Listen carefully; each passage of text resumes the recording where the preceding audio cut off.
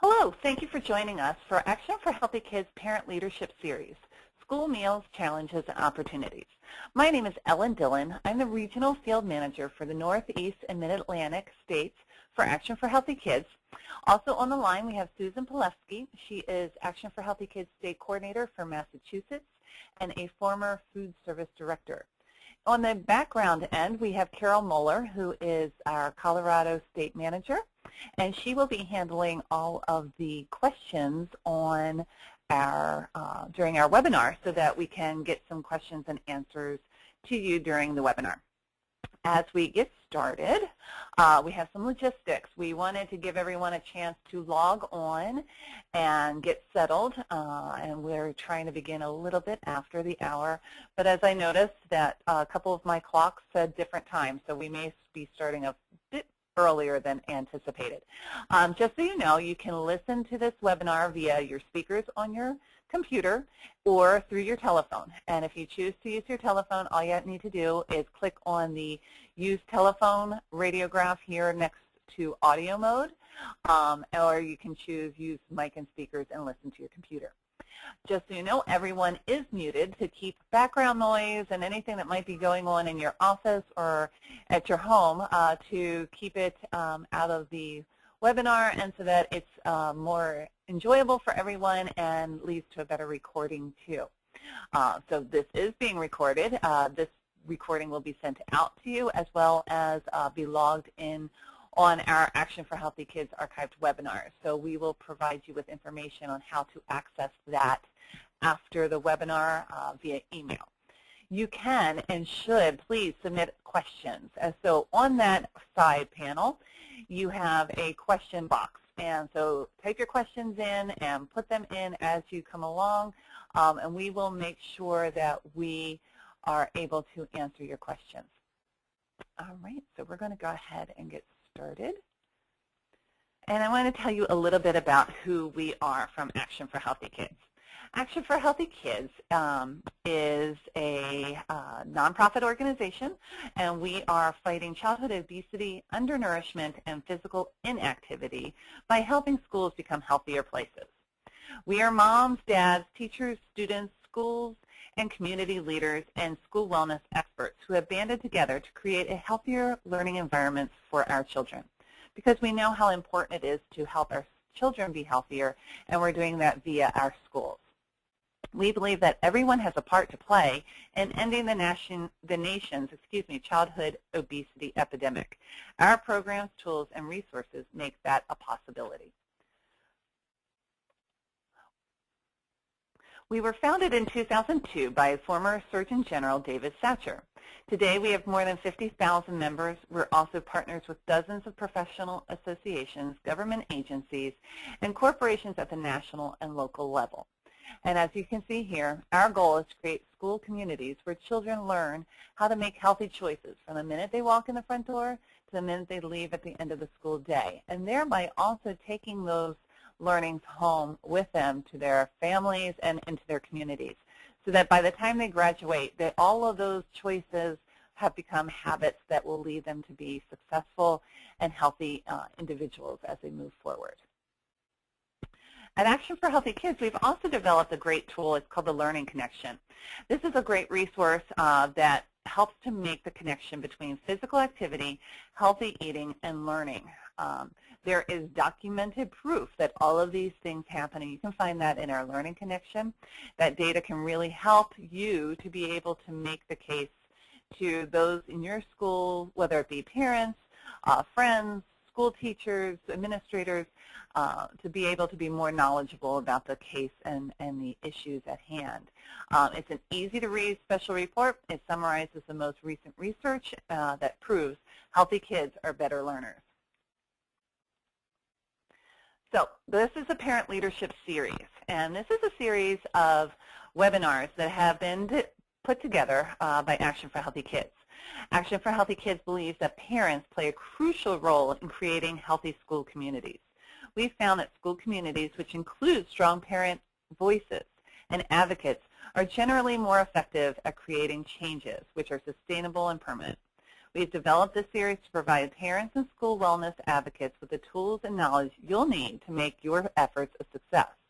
So when we look at these webinars here, you can see the different webinars that are available. Many of you probably joined us for the whole series, or maybe you've just joined in because school meals is of interest and of importance to you in your work or in your interest at your school.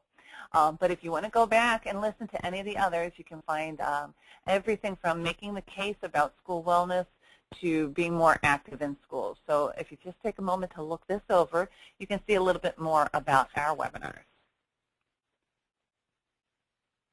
Okay, so today we're focusing on school meals, the challenges and opportunities. And there are twofold. I mean, the challenges are there, but there's a great deal of opportunities to make and help make our school meals a healthier place for our students to eat and our children to be eating. We'll tell you a little bit about what the school meal programs look like, what they are and why they're there. We'll talk about the Healthy Hunger-Free Kids Act of 2010, which really has created some huge changes going on in our food service departments and cafeterias and schools. We'll talk a little bit about the new meal patterns.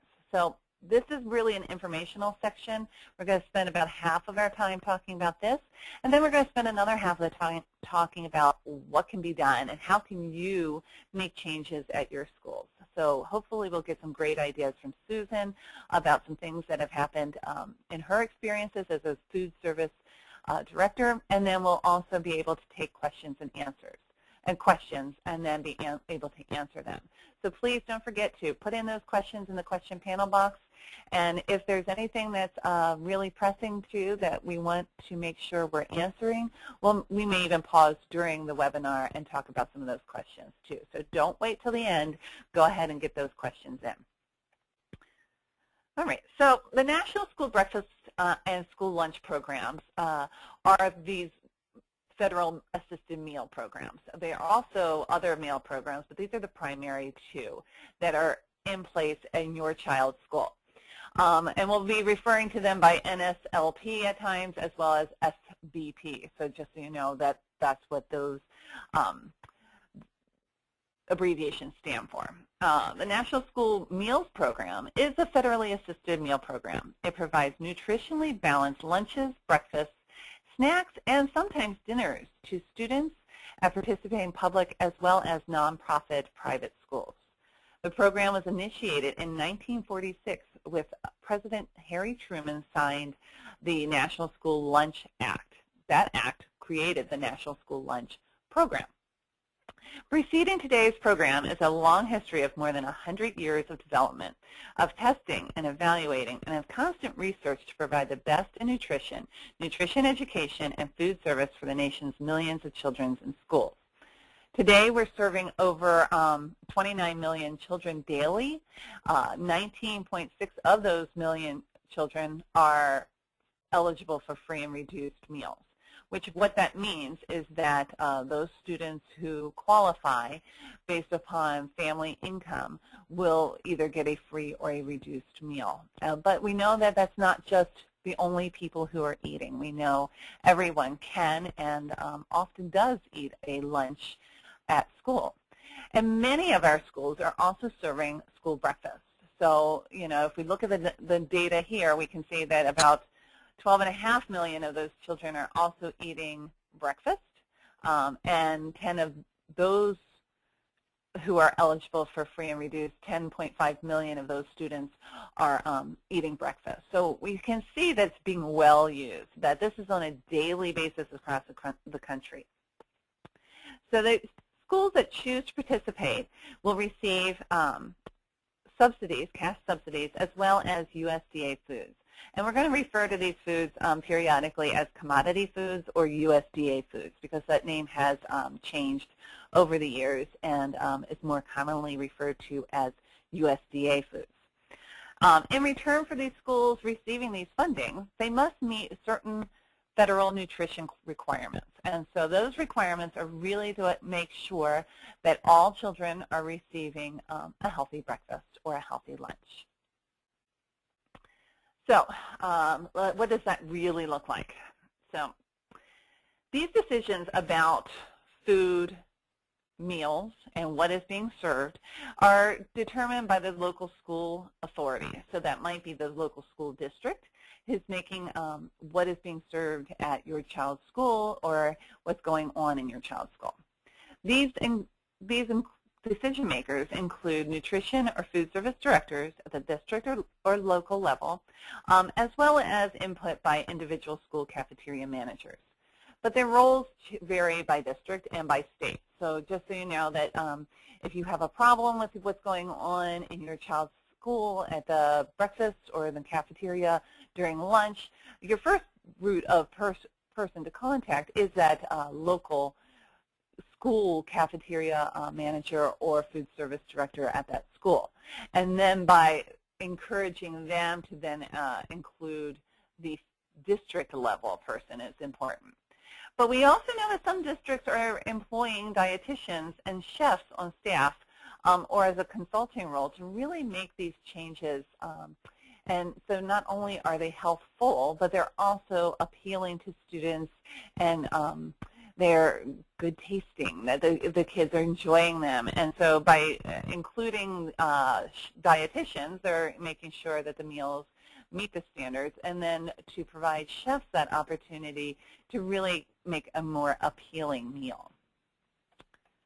So what does this mean? When we started talking earlier about the free and reduced students and how they might qualify, this is a little graphic that shows how this works out. It's really based upon the federal poverty level as to whether a child is going to be free, reduced, or if they pay the full price.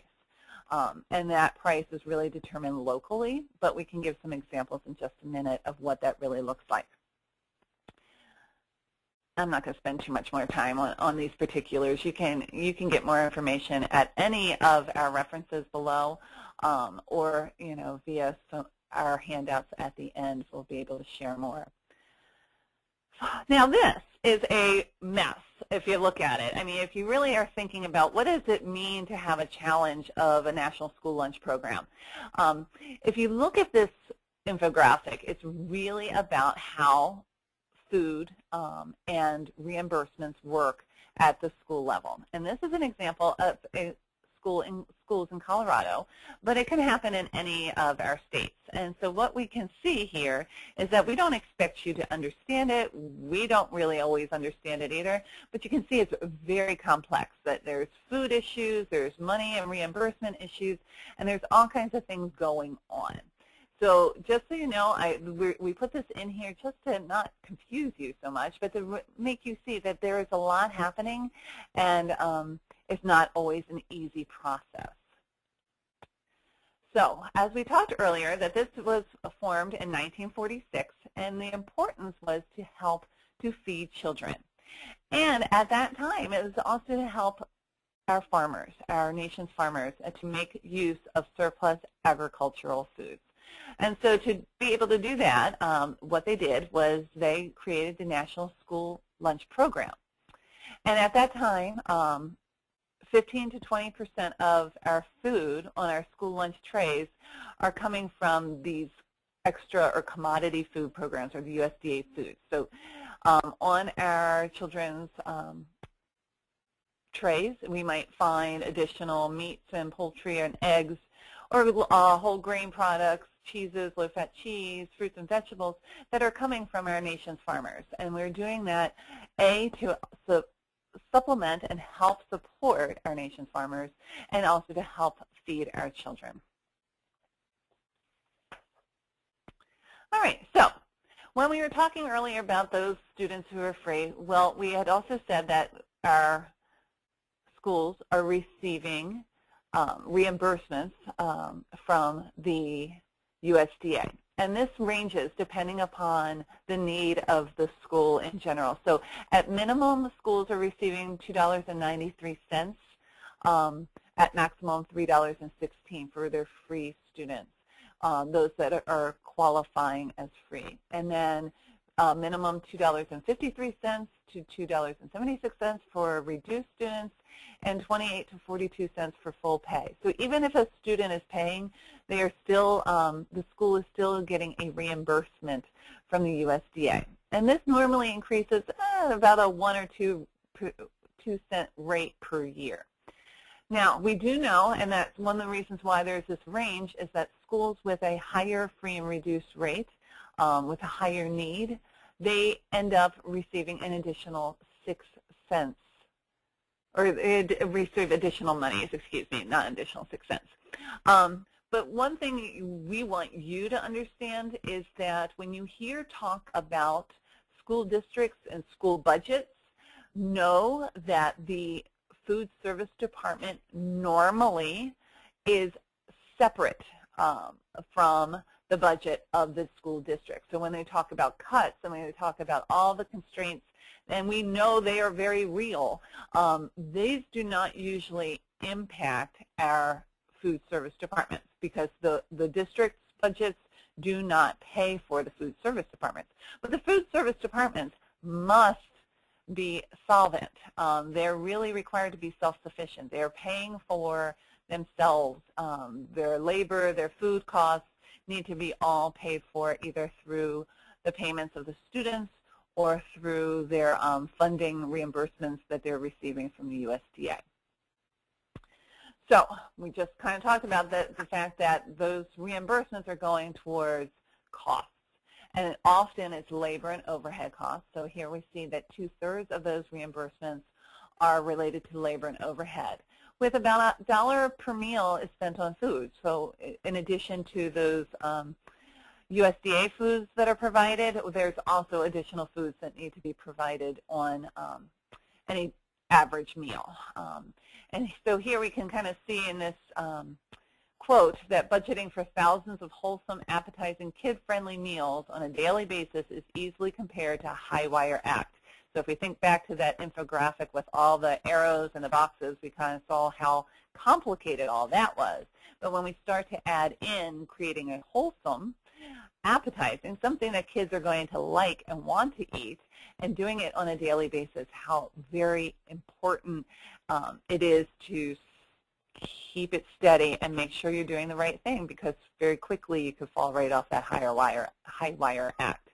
It requires a near microscopic focus on where every cent goes and relentless expert balancing of the nutritional, aesthetic, and financial value of every single choice.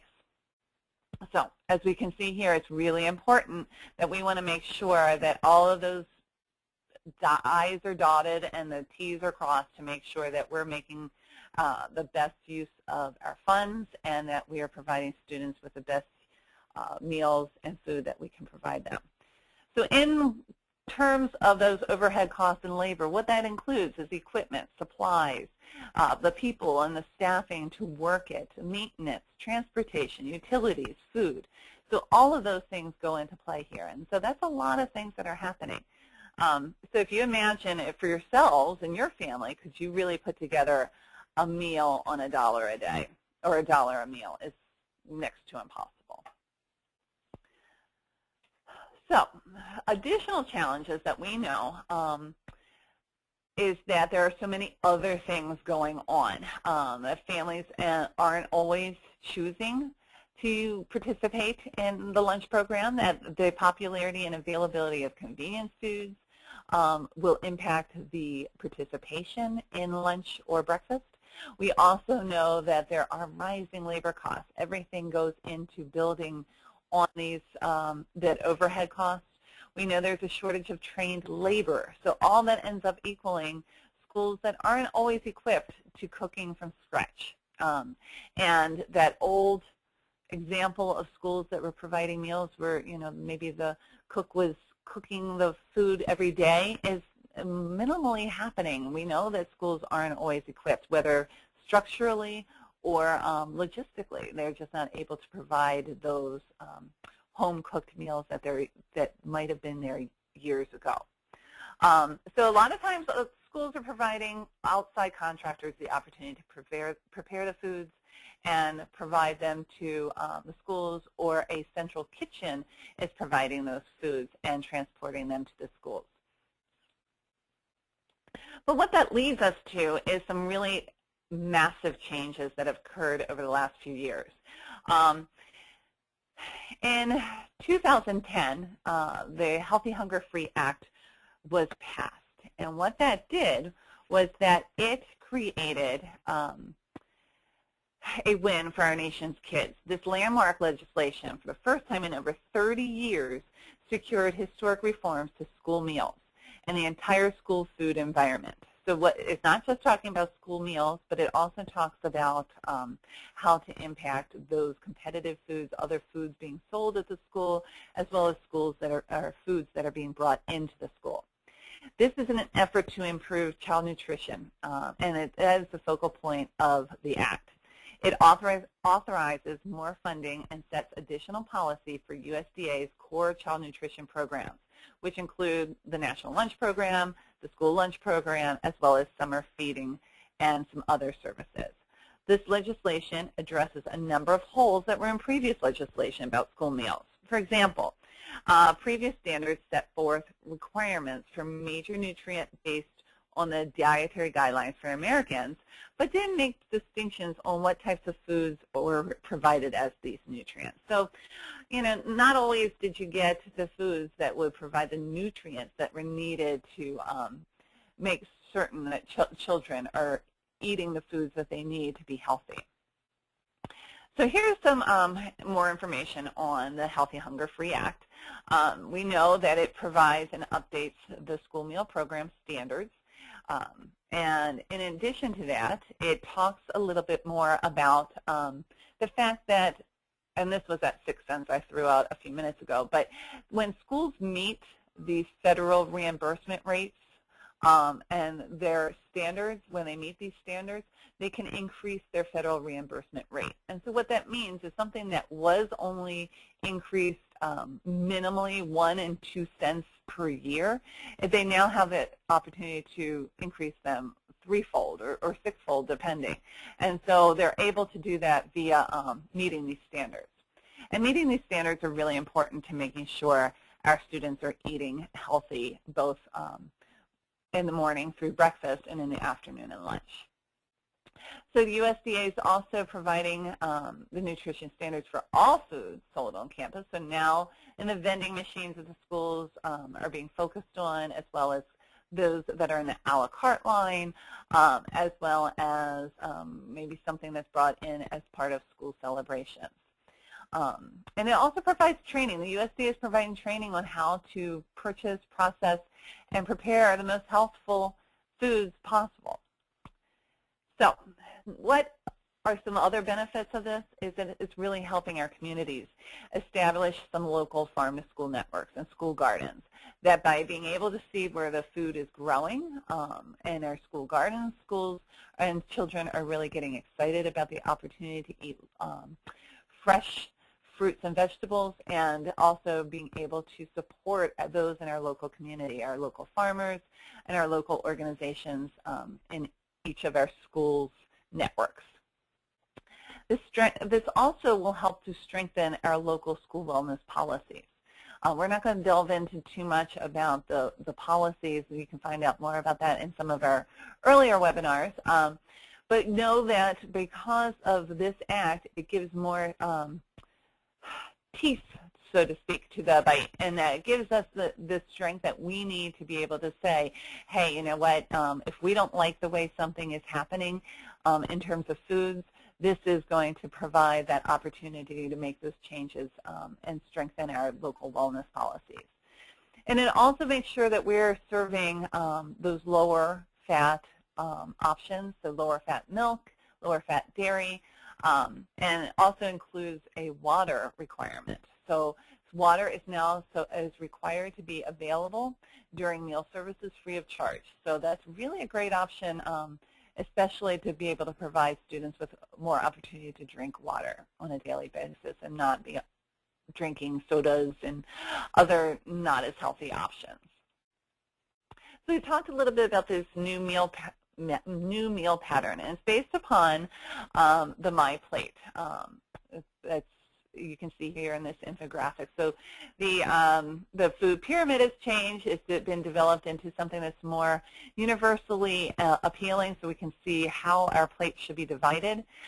It makes sure students are being offered both fruits and vegetables every day, which is a change to what it was. And it requires a greater variety of vegetables. So not only, it's not always being served the same green beans every day, and it's making sure that students have more opportunity to eat a greater variety. It increases the whole grain rich food. So what does that mean? It makes sure that that those grains that are being served, the more of those are whole grain, because we know they are a healthier option. It requires a fat-free or low-fat milk to be served, and it limits portion sizes based on children's ages. And so that's really important because we know that a standard meal does not meet the same requirements for a 5-year-old kindergartner as a 15-year-old sophomore in high school. So we know that they are expected to eat different size portions and have different calorie content based upon students' ages. So that's something that's new. There's a more focus on reducing those saturated fats, those trans fats, and sodium. And so that it's not just healthier food options, but reducing some of the food options that we know that impact so many of our other parts of our lives too. So you can get some more information at any of these sites to compare the old and new requirements, as well as to see a sample old and new weekly menus. And you can get some more information on MyPlate, choosemyplate.gov. But here we can see some examples of a menu. So you might have had a beef or a bean and cheese burrito on Monday, and we can see it's a 5.3 ounce. It was served with mozzarella cheese, had applesauce, orange juice, or milk. But now it's been changed. So we've got a submarine sandwich with turkey, low-fat cheese on a whole wheat roll. It's not changing, to an unhealthy or unappealing. Children would like this just as much. And they're still providing the same beans and other items here, additional fruits, additional vegetables, and providing skim milk rather than a 2% milk. So that's just an example for you to see how the changes have taken place on a real situation. But we were talking about some of those common food service concerns. And so at this point, I am going to move this over to Susan, who's going to tell us a little. Yep. Hi, Susan. And we're going to go ahead and pass this on to you so that you can kind of give us some examples, especially from food service point of view, so that you can kind of talk a little bit about participation as well as some of the other issues facing food service. All right, sure. Good afternoon, everyone. As Ellen said, in addition to being a parent, I have been a food service director on and off in the schools for about the last 20 years. And I will tell you that school lunch is not what it used to be. So we are, however, as a school lunch program, a restaurant. And the most important thing to a restaurant is participation. And you have to have a good understanding of what the struggles are in order to be able to be an asset to your school. So participation rates are the primary focus, and it will be the school food service director's utmost concern. Just like any other business, a key measure of success is how many customers you have. And we really look, our good food service director, certainly looks at the students as customers. We are not subsidized anymore with district funds. In the old days, a lot of money was available to be put into the school lunch program, and that is not the case anymore. The school meals need to pay for themselves. So the more students who eat school meals, the more money food service managers have to work with, and the more money they can then in turn, put back into the program with either equipment or labor. You'll have a hard time trying to convince your food service director that you want to help if what you're proposing is going to lower participation. So when you're proposing changes to make meals healthier, make sure that you include measures to maintain or ideally improve participation. If you go to the next slide, Ellen. Obviously, you know, a lot of you, I assume, are parents, and you know how difficult it is to feed your one child or two children at home. Imagine feeding hundreds of children a day. You have to feed them meals that they're going to like. Because participation is key to success, they want to make sure that you're serving meals that kids will enjoy. If the food service director thinks that what you're proposing the students will be less likely to buy, then they're going to be hesitant to incorporate these changes. And some food service staff find it frustrating that the bag lunches that students bring in may not be as healthy often as what it is that they're offering. And in order to get the children to buy the school lunch, it has to be something that they want to eat. Another concern that they have is waste. It was funny, I had as a food service director, one of my very first schools I was in, when the custodians were cleaning up at the end of the day, they said to me, oh, this is a heavy day. And I didn't know what that meant. I said, what do you mean by that? And they said, well, the trash is heavy. You know, we know what the kids like by how heavy the trash is. Well, honestly, that was nothing that I had ever considered before, that the custodian knew more about what the kids liked and ate than I did as a food service director. So that is really something that you want to keep in mind. And that's a big debate. You know, should all the children be served their vegetables automatically, or should they be offered their vegetable as an option? Allowing students to choose the foods that they plan to consume in the food service business is called offer versus serve. And it's a requirement for senior high schools in the National School Lunch Program to offer vegetables and fruits, but not to require that they be taken in order to be considered a school lunch. They do have to take 3 of the 5 offerings in order for the meal to be reimbursable, which is, again, key in making sure that the food service department has enough money to operate. If they're just selling one item and they don't get that federal reimbursement, it's really not going to work for them.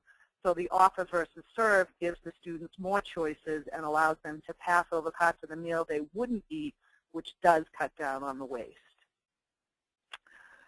So less nutritious a la carte items are often sold in cafeterias by food services in addition to meals through the lunch and breakfast program.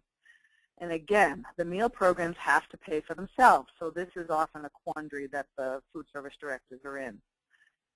They may consider these foods an essential part of resources for revenue, but it might fly in the face of them attempting to offer, you know, healthy school meals. Other school groups, PTAs, PTOs, athletic departments may sell their own food and beverages through vending machines, school stores, fundraisers, and often these revenues that they receive from selling these foods doesn't go back to the food service department. It goes to the athletic department or to the PTO. So these competitive foods are a drain on, you know, the potential that the food service department has for making money because they go back to the schools and not to the department. School breakfasts and school lunches need to meet federal nutrition standards, but the competitive foods in the past have not had to meet these standards. So with the Healthy Hunger Free Kids Act, now we have standards in the school as a whole, not just the lunch and breakfast program. Not everyone agrees that schools need to sell unhealthy foods and beverages to be financially stable, and there is actually new research that does show that that's not always the case. So we've talked about some of the challenges facing the school meals programs, the complexities of the commodities program, meal costs, reimbursement, federal and state nutritional standards. The food service director also faces high expectations from parents and the communities and the narrow food preferences of so many children. So this is really where we, and I say we as parents, come in. How can you help? Well, you can add you can help with the progress that's already been made, or you can get something started in your school or district if they're at the beginning of the process. How can you help take your program beyond what's required to become a model program that others want to emulate? We know that compliance comes in many forms, and realistically, it'll look different in one district from another district, whether you're an urban district or a suburban district, whether you have a high free or reduced or a low free or reduced. All of these different factors need to be taken into consideration. How can you help your school nutrition department, along with the students and families, embrace the changes required of the Healthy Hunger Free Kids Act in spirit and in practice, and go beyond when opportunities arise? So really, your first step is to get to know the food service department, establish a friendly relationship, introduce yourself, explain that you're interested in learning more about how food service works in your school. Don't come in with the attitude that the school food is horrible, it needs to change. Obviously, if that was your job and someone came in and told you you were doing a terrible job, you know, your back would get up a little bit. This will turn off people. You really want to go in with a positive attitude and recognize that they're probably doing their job in the best way they can with the resources that they have. Familiarize yourself with the nutrition standards and guidelines so that your district is required to follow, so that when you go in, you know what it is that you're talking about. Familiarize yourself with your district's wellness policy. What guidelines does it have that pertain to food service and nutrition? How do the school meals fit into the overall wellness culture of the district? Do they matter? Does anybody care? Are changes happening in other areas of the school environment?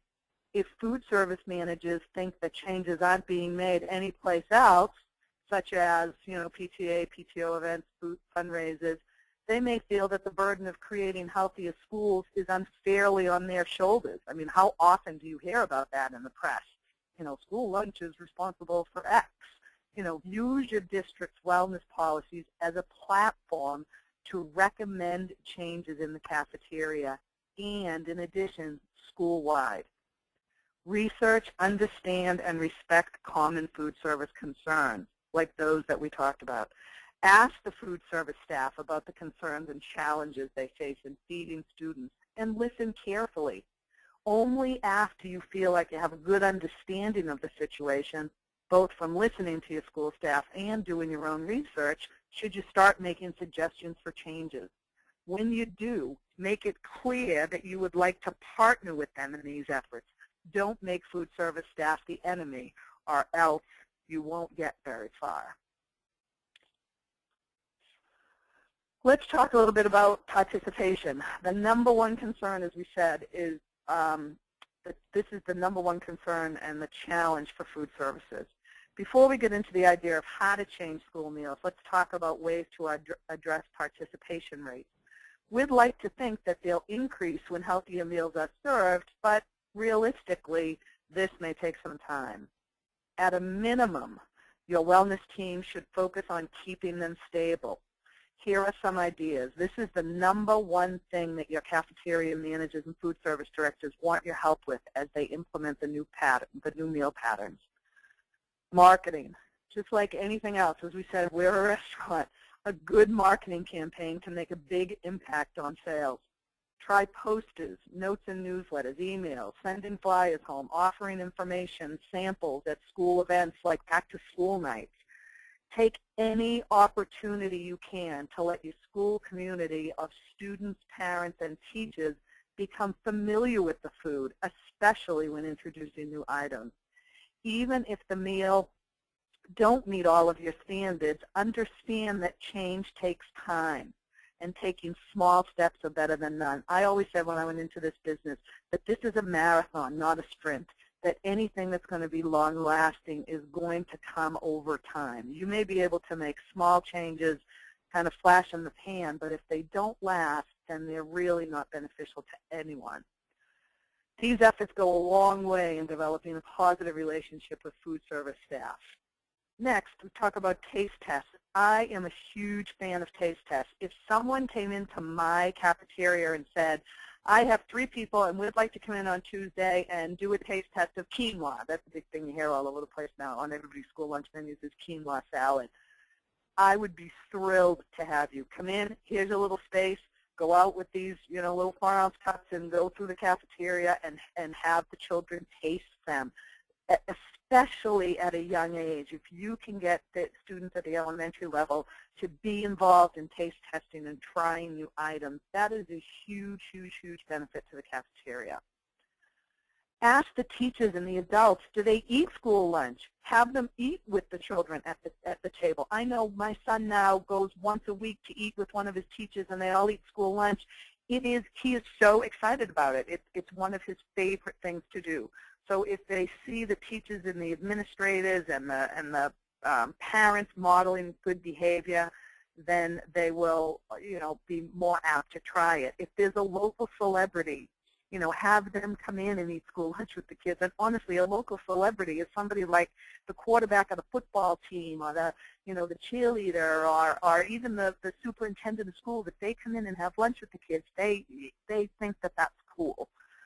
Conduct a focus group. Ask the kids after they've taste tested what they like and what they don't like about school meals. What types of food would they like to see offered? Consider forming a student club devoted to promoting healthy eating and improving school food. Student buy-in is essential to success. There are so many food programs on TV now that kids love to cook. They love to be involved with cooking, much more so than they did, over the last 10 or 20 years. Fifth, you can improve the cafeteria environment. Again, when's the last time that you went into your school cafeteria? You're going to find one of 2 things. Something that has been totally redone with bright murals and healthy messages, or you're going to find a drab cafeteria. I mean, what do you like to eat in when you go out to eat? You like there to be some life in the restaurant that you go to. This is really, for some of the children, the only opportunity they have to be social all day long. If they do it in a nice, bright environment, it really is beneficial to them, and it makes the whole lunch experience better. Help with service. Some students may choose not to order school meals because it takes too long to get through the line, and they don't have enough time to eat. Ask if parent volunteers can help speed things along. This is often the case where you actually have a successful school lunch program. Often you're the victim of your own success in that you've increased participation so much, but the physical environment doesn't allow you to add serving lines or whatever. So it may be something as simple as, standing at the cash register and helping, pass out milk that allows the kids to have the time that's necessary to eat the healthy meal that they have. Help educate parents. A 2009 study found that school food service staff members cite lack of nutrition education for parents as one of the greatest barriers to improving healthy food choices. If families don't reinforce the healthy eating at home, it's unlikely that the school meal improvements will be as sustainable in the long run.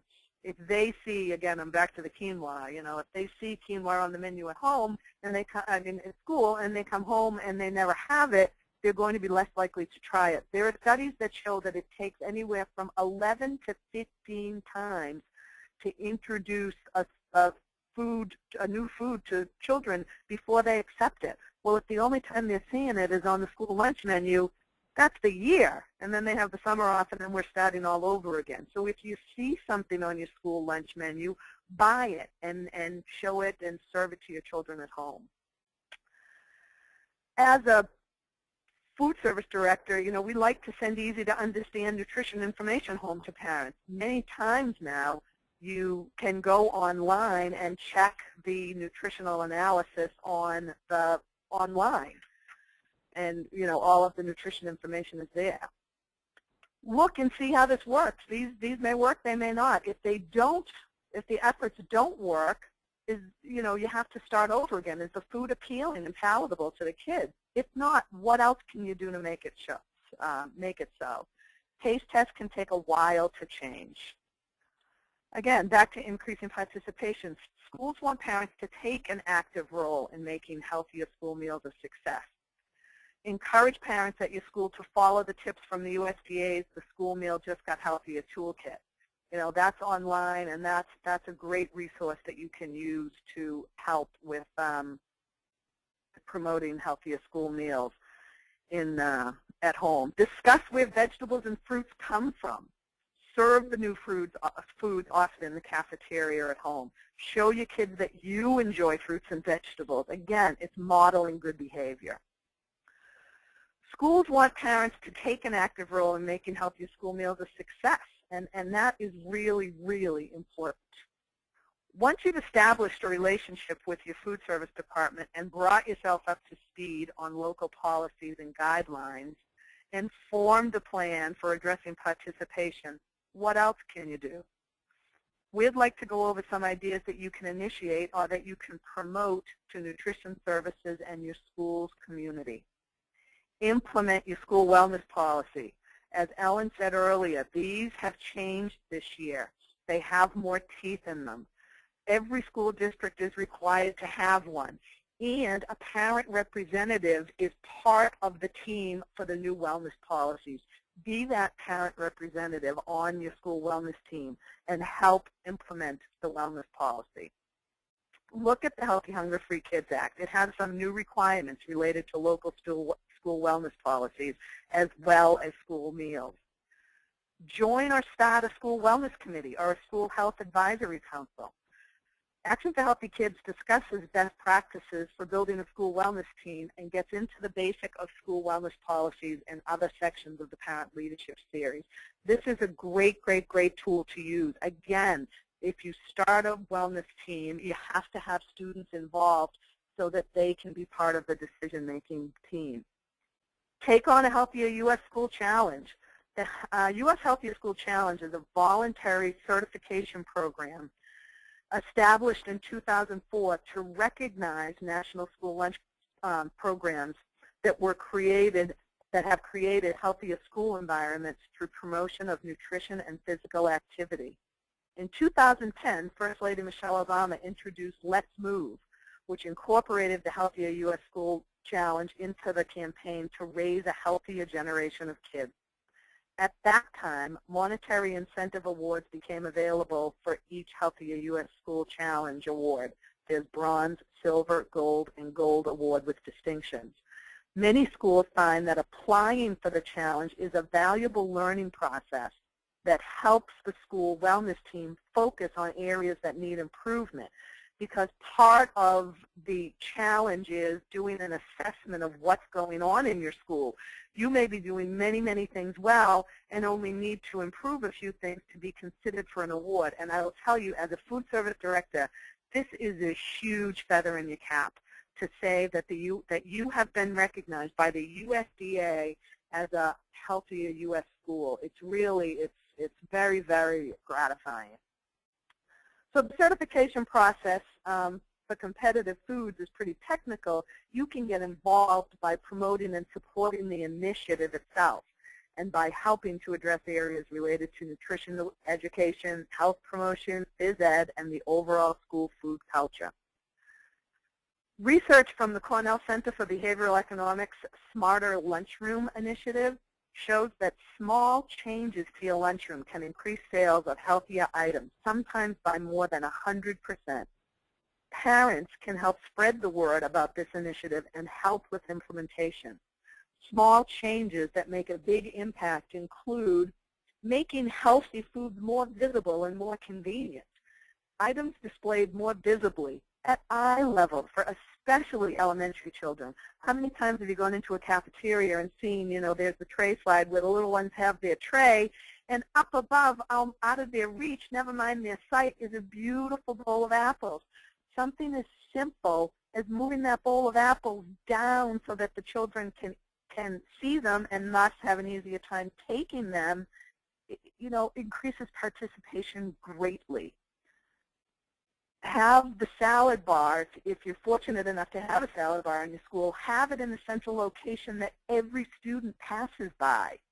Add signs, colorful containers, and linen to attract attention to the healthy choices. Again, one thing that restaurants do well, you might not like McDonald's food, but they do a great job on presentation for the kids. And that's what we as school lunch directors have to do, is make sure that foods are presented in an appealing way. Instead of having, apples or oranges out in the, silver half cans, get a basket. Put a nice, fall napkin in there so that it looks appealing to the kids. That's what sells. Looks sell. Use appealing labels to describe food. One school changed their labels on the carrots to X-ray vision carrots. Carrot consumption doubled. They also relabeled their bean burrito as Big Bad Bean Burrito, and burrito consumption increased by more than 40%. Yeah, I have a story about that. I was a food service director in a high school, and we used to call burritos burritos, and I thought, oh my gosh, this is going to be great. I went to Chipotle, saw what they did, and they were a fabulous, fabulous product. For our school district, burrito didn't go. When we changed, put the exact same item up there and called it Mexican wrap, crazy. It was really, it just went really, really well. So different things are going to, be appealing in your school. Use suggestive selling. Would you like an apple or an orange with that? So there's a couple new programs that are out there. The Department of Defense, funny, has a fresh fruit and vegetable program. And this program is part of the USDA's effort to provide schools with a wider variety of fresh produce. It's not available in all areas, but it's worth checking out to see if it is available in your area. We talked a little bit about salad bars, huge, huge addition to schools now. See if your school can add a salad bar. That allows the children to pick and choose what they like and what they don't like. Your school may qualify for a salad bar grant through one of the Let's Move initiatives. Keep in mind that it's not as simple as obtaining the salad bar. There are many factors to consider. Somebody has to cut it and stock it and, worry about waste. But when it works well, it works very well.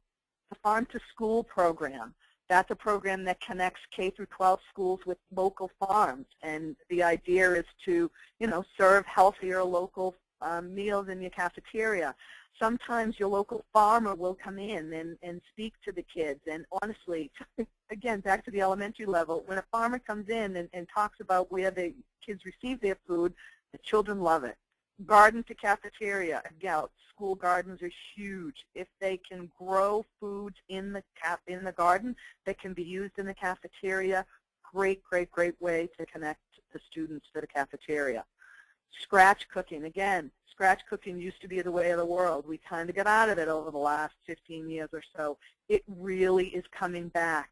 Look into the possibility of moving to a cooking for scratch program where homemade schools meals are served every day. Lunch period timing. This is a big thing. Students have to have or should have about 20 minutes to eat their meal after they get to the table. If you can help move those kids through the serving line quicker, it's going to make for a more nutritious lunch period for them. If you do choose to advocate for this change, do it in a positive, understanding way. Everybody has heard, time on learning. This is a real hurdle to jump over, but it's a really important one. Look at this quote from Helen Phillips of the School Nutrition Association. Healthy foods are more likely to get eaten if kids have more time for lunch. When people look back on the childhood obesity epidemic in this country and wonder how it spiraled out of control, they may blame the way kids were rushed to eat too fast, not just at school, but at home. You can promote recess before lunch. Again, your kids are out running around. They come in, they're hungrier, and they are more apt to sit down and eat than if they're antsy and they're eating their lunch and they just want to get out to recess. So recess before lunch has been proven to help students eat a healthier lunch. It requires a major schedule change, however. So again, that's something that you want to be careful about, speaking to you. And that really isn't a food service issue so much as it is an issue with your principal. We have a couple great ideas for creating change. Game On is the Ultimate Wellness Challenge, and Fuel Up to Play 60. Look into either one of these excellent frameworks for jump-starting an ongoing, which is the key, ongoing coordinated nutrition and physical activity program at your school that will support and complement healthy school meals with activities like taste tests, healthy nutrition challenges. These free programs engage and involve kids in creating healthier schools. Often they come with money also. Both of these programs in the past have offered money, which is obviously, often a barrier to starting some of these programs. They're designed to work well in elementary schools, the Game On. It has a list of Eat Better and Move More challenges categorized by their intensity levels. The schools can pick the challenges that fit with the time and resources that you have available at your school without having to invent anything new. If you want to create your own challenges, you can. Fuel Up to Play 60, which any of you that are football fans, my family is sick of hearing this. I'm like, oh, there's the Fuel Up 60. The bus comes and all the kids, get on the bus. That's a fabulous program that was created by our partners, the NFL and the National Dairy Council. It has a list of plays related to better nutrition, which is the Fuel Up component, and Moving More, the Play 60 component, that you can select to implement at your school, and that works great at the middle school level. Talk to Nutrition Susan, Service. Hop in. Excuse me, Okay. Susan, I'm going to hop in for a minute. I just want to give a quick time check. We're at about 5 minutes from the top of the hour, and we have a few more slides we really want to get into, just touching on the breakfast program, but we know we have a few questions that we want to make sure we give time to. So if you've asked a question, if you can hang in a few minutes after the hour, we will just continue on if necessary, just to wrap up those last few questions. But we should be good to go with just an extra 5 minutes if you have it. So please bear with us as we try to move through the breakfast program and then into our questions. Okay, sorry, Susan, I didn't mean to interrupt. Okay, no, that's fine. So you want to talk to your Nutrition Services new principal about starting an alternative school breakfast program. The alternative is what's important there. Many kids who are eligible for free or reduced breakfast don't take advantage of the traditional program when they have to show up early due to transportation issues or the stigma associated with programs that are primarily targeted at lower income students. In schools with higher free and reduced lunch rates, an alternative universal breakfast program in the classroom provides removes the stigma because all kids can participate, and make sure that all kids are starting the day with a good meal. You can do a breakfast in the classroom program, which is obviously you provide breakfast in the classroom. Grab and go. You go to a cart before school begins and grab your breakfast. Breakfast on the bus. Some schools do actually go onto the bus with breakfast, or breakfast after first period, which is good at the secondary level. For information and resources on school breakfast programs, check out the Action for Healthy Kids Breakfast webinar series. It is recorded and available on our website. And there are breakfast tip sheets and promotional flyers directed at different audiences, whether you're an administrator and other parents, to help you market the idea and help schools establish successful programs using best practices out there. Some are available in Spanish. There's various breakfast, the most important policy of the day. School breakfast makes sense. Lo and behold, Action for Healthy Kids has breakfast grants. We partner with national and local sponsors to help schools take advantage of the National School Breakfast Program.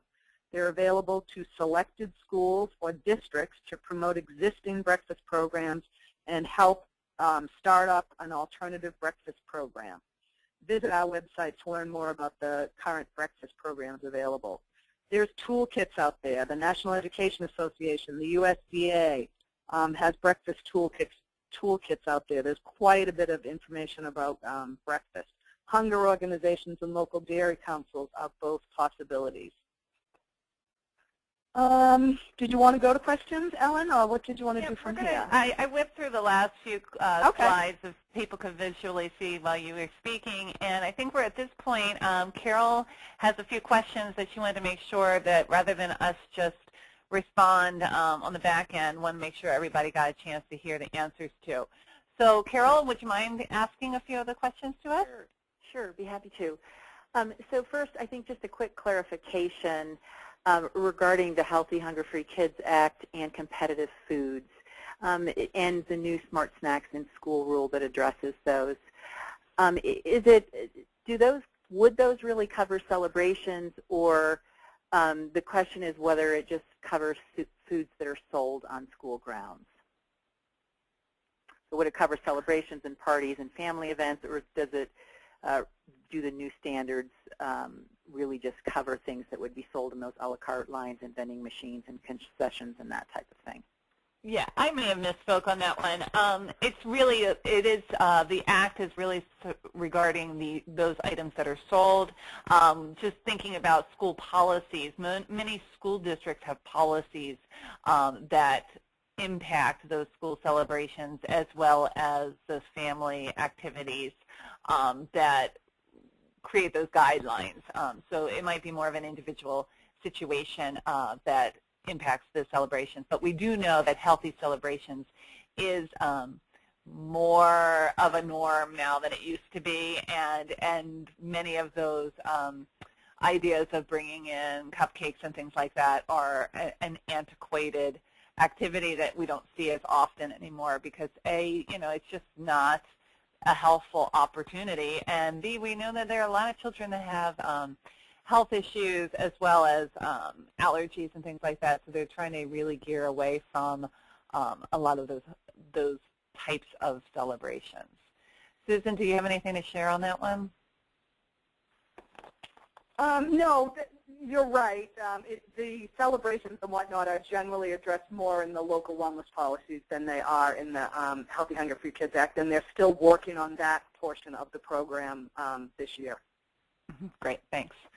Okay, next, our small school, 186 students, K through 12, has the ability to introduce a salad bar, but the school cook and superintendent are both scared and are concerned about waste and other types of things. How can our wellness team set their minds at ease that we can make it work? I have some ideas. So Susan, I'm going to let you talk on this one if you don't mind, and then I'll pop in. Sure, it really is scary. You're putting food out in generally the middle of the cafeteria, where the kids go by, and it really is. This is the role of the food service director to anytime you introduce anything new, looking at production records and making sure that you pay attention in the beginning. You probably are going to have waste in the beginning, but it's something that you're going to learn from every lunch. Your third lunch on the first day is going to be better than your first lunch. It really is paying attention to it in the beginning and making sure that you are aware of what is going and what isn't going, just like you would with any other production area in the kitchen. And the thing about salad bars, I think, too, is that, A, if you can kind of come in with a way of paying for it, whether it be with a grant or any other type of activity like that, that would help to lighten that load, so to speak, is a great tool, too. And if you can help them to see how a salad bar can be used in so many other capacities besides just putting out a salad. It can be used in the mornings as part of, a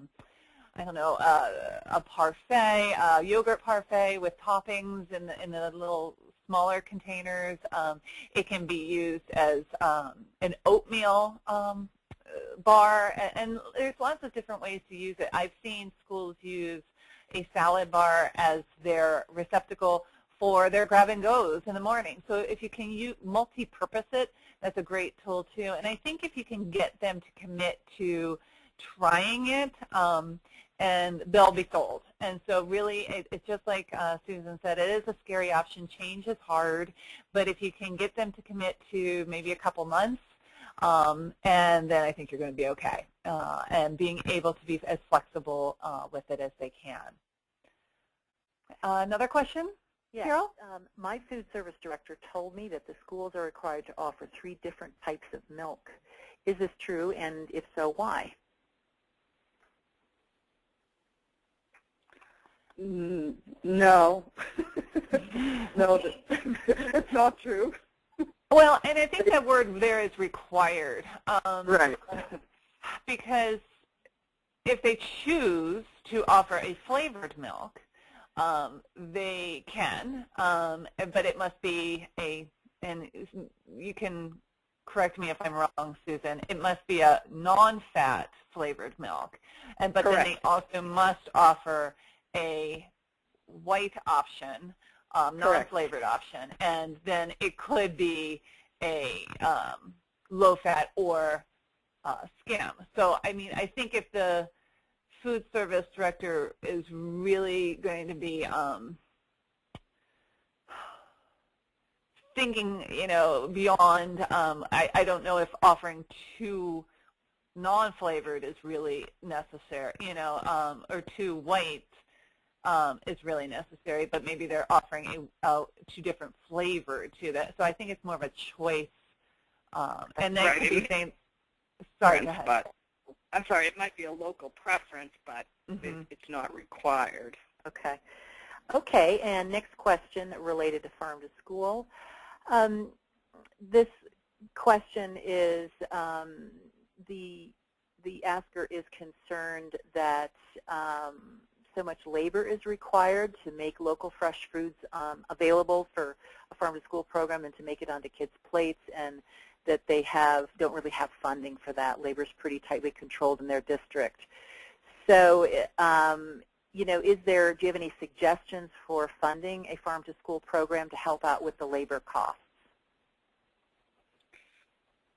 Again, there are farm-to-school grants, but those grants are generally available to the larger districts. I would say to go to that. This again is a local issue to a certain extent. That that would be something that would be best served by looking in your community, and it does take labor, and again, but that's someplace that maybe the parents can get involved. That go in and volunteer to do that, or become a substitute. People the food service departments are always looking for substitute workers, and then you really see what's going on. But that's tough. Okay, let's see. We've got a couple more that have come in, so if you guys want to continue, or we can try to answer some of them via email. If there are a question that might apply to multiple people, let's go ahead and we'll answer them. I'm just going to leave this slide and the next slide up as we're talking. Okay, great. Okay, so you mentioned that the food service program needs to be self-sufficient. Is it legally required to be self-sufficient, or is it possible to subsidize the cost of the program? For example, could private pay students be charged an amount less than what it would take to make the program self-sufficient? I'm sorry, what was the last part of that? For example, could private pay students be charged an amount less than what it would take to make the program self-sufficient, in order, I assume, to get them more interested in purchasing the meals? Right. No, actually, part of a new regulation that came out last year, too, is that there is a minimum required, a minimum charge required for school lunch and breakfast. And while you may be able to offer a lunch at a premium price, a larger sub, if you will, or, a larger chicken patty, you can offer that at a premium price, but your base price is set by the federal government, and all free and reduced students need to have the opportunity to purchase any lunch regardless of whether it's a premium price or not. So there is a minimum that you have to charge. And that it doesn't mean that, the school couldn't subsidize the program, but, the reality of the situation is if they can't buy books, chances are they don't want to they don't want to subsidize the lunch program. Right, so there's no legal barriers to it. Okay. No. Let's see. Another question related to salad bars. I love the option of a salad bar. However, most children bypass it in our school because their tray is too heavy or full. Would you recommend placing the fruits and vegetables on the plates themselves in this situation while still offering the salad bar? Or put the salad bar first, before their tray gets too full. And again, sometimes it's the constraints of the physical environment as to where you can place something. But, if you're going back to placing the fruits and vegetables, it kind of defeats the purpose of the salad bar. But if you put the salad bar first, they're more likely to grab it with an empty tray. Mm-hmm. So that's kind of, if you're interested in something like that, go on to the Smarter Lunchroom website, and it gives you a lot of good ideas there. Okay. And then lastly, a couple of questions about refurbishing and your cafeteria, making it look a lot more attractive to students. Do you have any suggestions on funding or other organizations that can help with that? Yeah, I'm going to jump in here, and then Susan, feel free to, if you have any ideas that I don't touch on. I would suggest you talk to your local schools, first your PTA, PTO organizations, and see what they're able to do. You can look around your local community if there are any junior leagues or Kiwanis and that type of Rotary clubs. They may be able to help support something like that. There might be monies within the school's budgets that also support, and then if you're able to leverage that and take it to additional businesses in the community, hardware stores and that type of thing, and then be able to bring in volunteers and make it a community type event where they're providing the service. On Action for Healthy Kids website, you can also find information on, we call them our Get in the Action events, and you can find toolkits as well as other information on how to conduct them as well as to how to pay for them. But in terms of specifically for a refurbish, I'm not sure if I know of direct funding that might support that, grants, anything like that. Great. I think that, unless you guys want to add anything, then we've covered most of the questions. And if there are any other little bitty questions that don't, pertain to the whole group, we can get some emails out on them. Great. Thank you so much, Carol, for handling that for us. So as I mentioned, and I briefly showed, here are a variety of the resources that we mentioned. We will be sharing the recording, and you can pull this information from that recording at a later date. And we do encourage you, if you're not already, haven't taken the pledge, and we know because you're on this webinar that you're concerned about making sure that every kid is healthy, we would love for you to take about 10 seconds and click on the Action for Healthy Kids website and take the Every Kid Healthy Challenge or take the Every Kid Healthy Pledge. Thank you so much for your time today. We really appreciate it. Thank you for the extra time since we went about a little over 10 minutes to answer those questions. If you have any direct questions, you can contact us, and you can contact me from my email that I will be following up with, or you can contact Susan via our Action for Healthy Kids state team. She's our Massachusetts state coordinator. Thank you for your time today, and good luck with making your students and your schools a healthier place. Have a great day. Thanks, Ellen. Thank you.